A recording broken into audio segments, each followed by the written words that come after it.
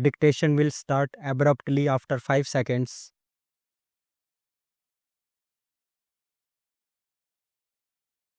The learned counsel appearing for the appellant vehemently submitted that the High Court committed a gross error in passing the impugned judgment.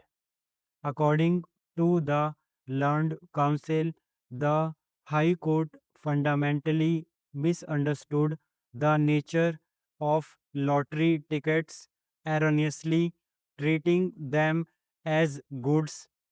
It was submitted that the legal status of lottery tickets is already settled law, establishing them as actionable claims which are explicitly excluded from the definition of goods under the Act 1948, since the very foundation of the tax is on the transfer of property in goods, and lottery tickets are not goods.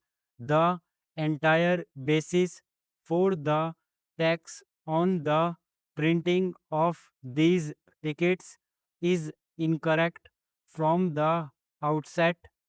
The learned counsel further submitted that the ink and chemicals used in the printing process were essentially consumables whose property is never transferred to the customer. These materials are entirely used up and consumed during the execution of the printing job. Since the customer does not receive the ink or chemicals in any form but only the service of printing, these items should not be treated as goods that are transferred in execution of the works contract. Reliance was placed on Pest Control India Limited versus Union of India.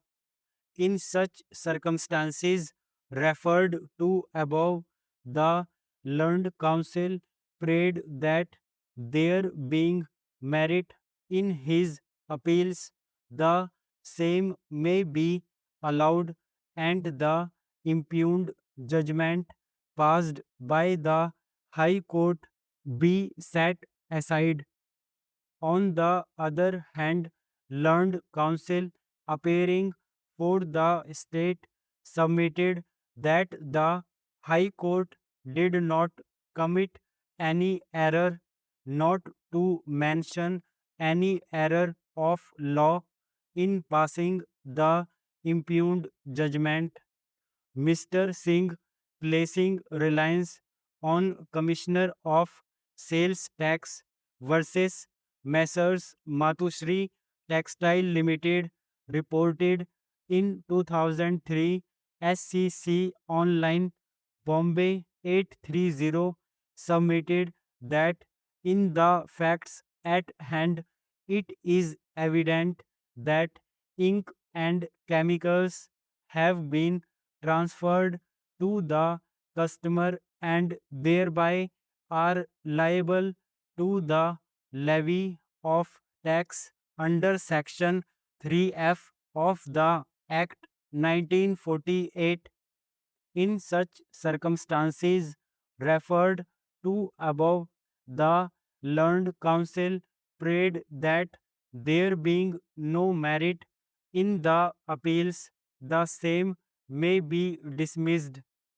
Having heard the learned counsel appearing for the parties and having gone through the materials on record, the following question falls for our consideration: whether tax can be levied under Section 3F of the Act 1948 on the ink and processing material used before adverting to the rival submissions canvassed on either side, we must look into a few relevant provisions of the Act 1948.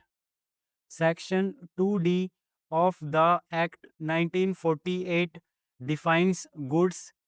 The same reads thus: 2D goods means every kind or class of movable property and includes all materials, commodities, and articles involved in the execution of a works contract and growing crops, grass, trees, and things attached to or fastened to anything permanently attached to the earth, which under the contract of sale are agreed to be severed, but does not include actionable claims, stocks, shares, securities, or postal stationery sold by the Postal Department. Section 2H of the Act 1948 defines sale. The same reads thus: 2H sale with its grammatical variations and cognate expressions means any transfer of property in goods for cash or deferred payment or other valuable consideration and includes 1. A transfer otherwise than in pursuance of a contract of property in any goods for cash, deferred payment, or other valuable consideration. 2. A transfer of property in goods involved in the execution of a works contract. 3. The delivery of goods on hire, purchase, or any system of payment by installments. 4.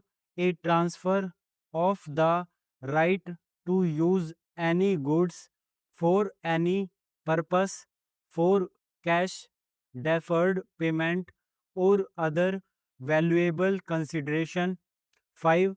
The supply of goods by any unincorporated association or body of persons to a member thereof for cash, deferred payment, or other valuable consideration.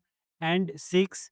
The supply by way of or as part of any service or in any other manner whatsoever of goods, being food or any other article for human consumption, or any drink where such supply or service is for cash or deferred payment or other valuable consideration. Explanation 1.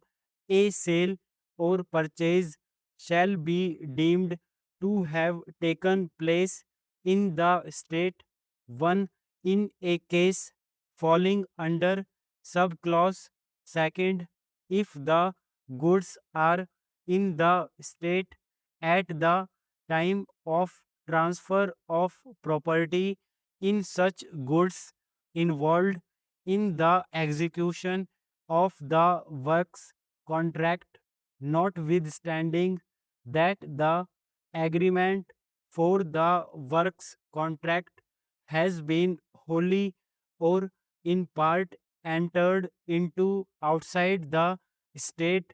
2. In a case falling under subclause 4, if the goods are used by the lessee within the state during any period, notwithstanding that the agreement for the lease has been entered into outside the state, or that the goods have been delivered to lessee outside the state, notwithstanding anything contained in this act, two independent sales or purchases shall, for the purposes of this act, be deemed to have taken place